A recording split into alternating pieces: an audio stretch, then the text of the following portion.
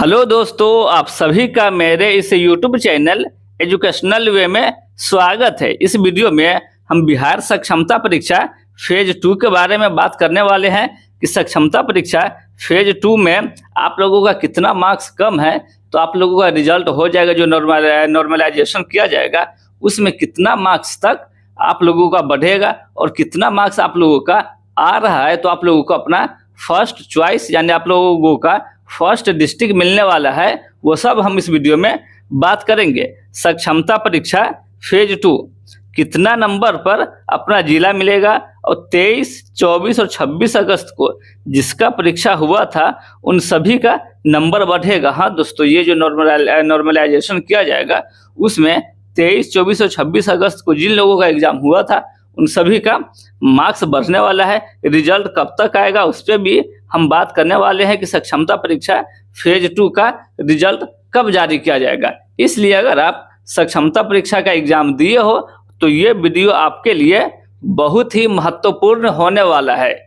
इसलिए आप लोग मेरे साथ वीडियो में एंड तक बने रहे ताकि सारी जानकारी और सारी अपडेट आप लोगों को मिल सके। तो चलिए वीडियो में आगे बढ़ते हैं। देखिए दोस्तों, अगर हम सक्षमता परीक्षा फेज 2 के क्वालिफाइंग मार्क्स की बात करें कि इसमें आपको मिनिमम कितना मार्क्स लाना पड़ेगा एग्जाम क्वालिफाई करने के लिए, तो वीडियो में आगे बढ़ने से पहले आपसे एक रिक्वेस्ट है, वीडियो को लाइक करें और चैनल को सब्सक्राइब करके बेल आइकन को भी प्रेस करें ताकि सक्षमता परीक्षा फेज 2 से रिलेटेड सारी जानकारी और सारी अपडेट आप लोगों को मिलती रहे। और जो ज्वाइन का बटन दिख रहा होगा वहां से चैनल मेंबरशिप को भी ज्वाइन करें ताकि से सारी जानकारी और सारी अपडेट आप लोगों को मेंबरशिप ज्वाइन करने के बाद मिल सके। तो चलिए वीडियो में आगे बढ़ते हैं। देखिए दोस्तों, सक्षमता परीक्षा फेज 2 में मिनिमम क्वालिफाइंग मार्क्स की बात करें कितना नंबर आपको लाना ही पड़ेगा तभी आप एग्जाम क्वालिफाई कर सकते हैं।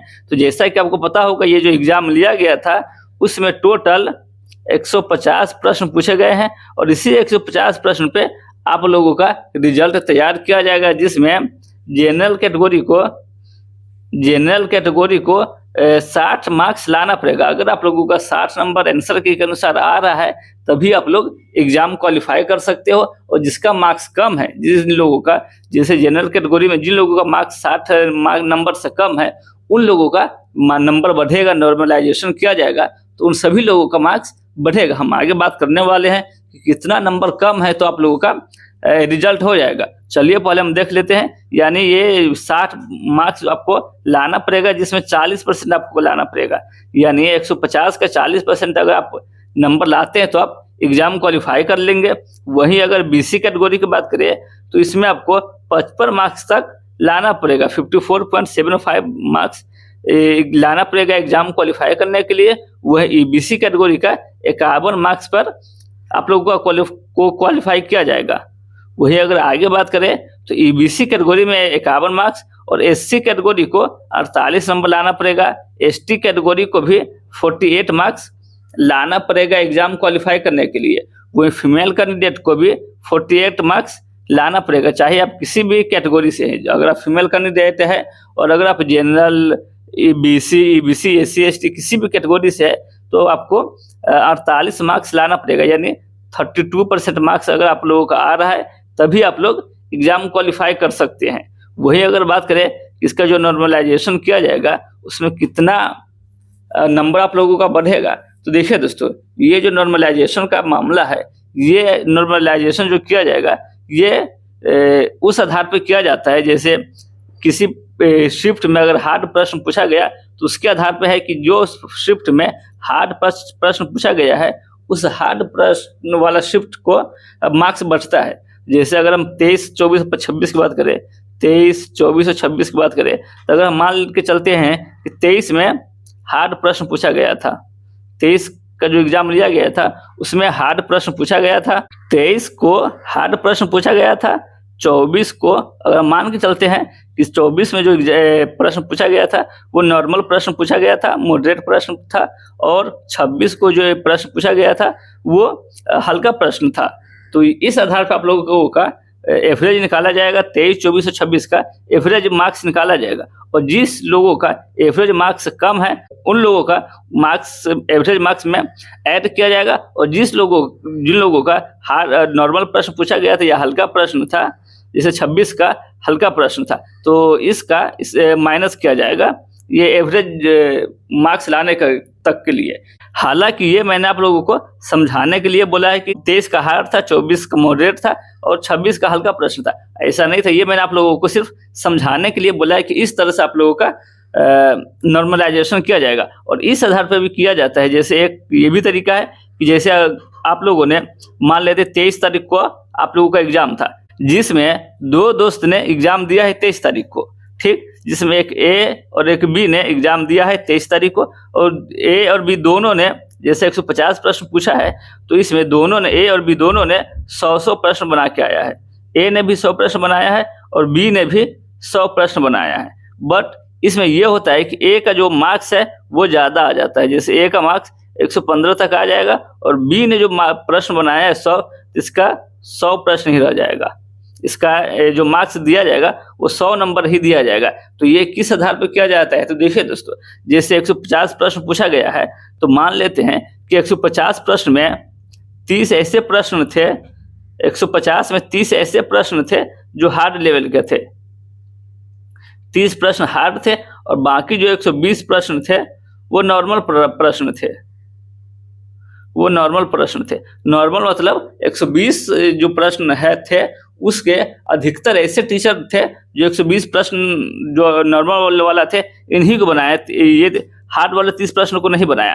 बहुत कम ऐसे टीचर थे जो इन 30 प्रश्न में से प्रश्न को बनाया है।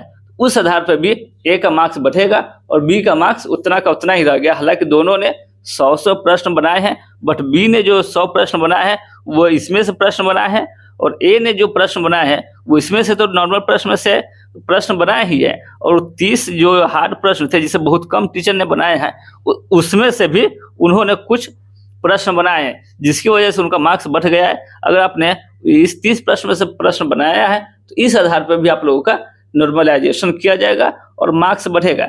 यानी ये है कि अगर आप हार्ड प्रश्न को बनाते हैं, जिसे हार्ड प्रश्न मतलब वैसा प्रश्न जिसे बहुत कम टीचर ने एग्जाम में हल किया हो, बहुत कम टीचर ने उस प्रश्न को बनाया है, सही तरीके से उसका आंसर दिया है, तो उससे हार्ड प्रश्न माना जाता है। और जिसे अधिकतर टीचर ने प्रश्न बनाया है, सही प्रश्न बनाया है, उसका आंसर सही दिया है, तो उससे नॉर्मल प्रश्न ही माना जाता है। तो इस आधार पर भी आप लोगों का नॉर्मलाइजेशन किया जाएगा और आप लोगों का मार्क्स बढ़ेगा। और अब बात कर लेते हैं कि कितना नंबर आप लोगों का है, तो आप लोगों को अपना फर्स्ट चॉइस मिलेगा। तो देखिए दोस्तों, जैसे जनरल कैटेगरी का 60 पे मिनिमम क्वालिफाई मार्क्स, इतना अगर आप लोगों का आ रहा है तो आप लोग एग्जाम क्वालिफाई कर सकते हैं।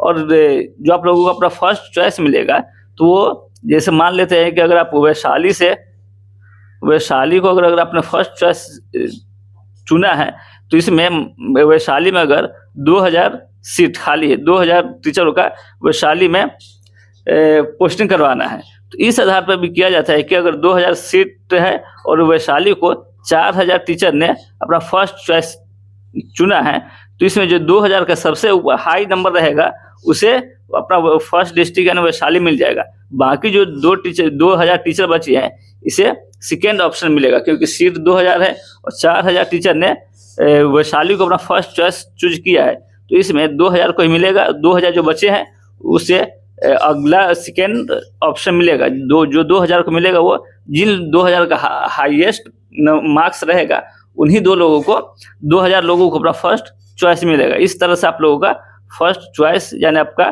फर्स्ट डिस्ट्रिक्ट मिलेगा। वही अगर बात करें इस सक्षमता परीक्षा फेज 2 का रिजल्ट कब जारी किया जाएगा, तो उससे पहले अगर आप लोगों ने मेंबरशिप को ज्वाइन नहीं किया है तो मेंबरशिप को भी ज्वाइन कर ले। तो चलिए अब जानते हैं कि इसका रिजल्ट कब जारी किया जाएगा। तो देखिए दोस्तों, सक्षमता परीक्षा फेज 2 का जो रिजल्ट जारी किया जाएगा वो अक्टूबर के एंड तक जारी किया जाएगा, क्योंकि जैसा कि आपको पता होगा जो फेज 1 का एग्जाम लिया गया था उसका अभी तक पोस्टिंग नहीं किया गया है, तो उन लोगों का पोस्टिंग किया जाएगा और फिर उन लोगों का ट्रांसफ़र भी करवाना है। जो बीपीएससी के द्वारा एग्जाम क्वालिफाई किए हैं उन सभी का ट्रांसफ़र पोस्टिंग भी करवाना है।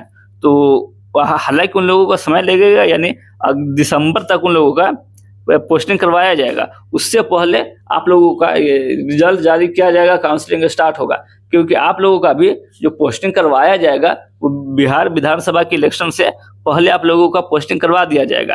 तो आप ये मान के चले कि आप लोगों का रिजल्ट अक्टूबर में जारी किया जाएगा, अक्टूबर के एंड तक आप लोगों का रिजल्ट जारी किया जाएगा। अगर एंड तक जारी नहीं किया जाता है तो फिर नवंबर के फर्स्ट वीक तक आप लोगों का रिजल्ट जारी किया जाएगा, और रिजल्ट आने के बाद नवंबर के बाद दिसंबर में आप लोगों का पोस्टिंग स्टार्ट कर दिया जाएगा।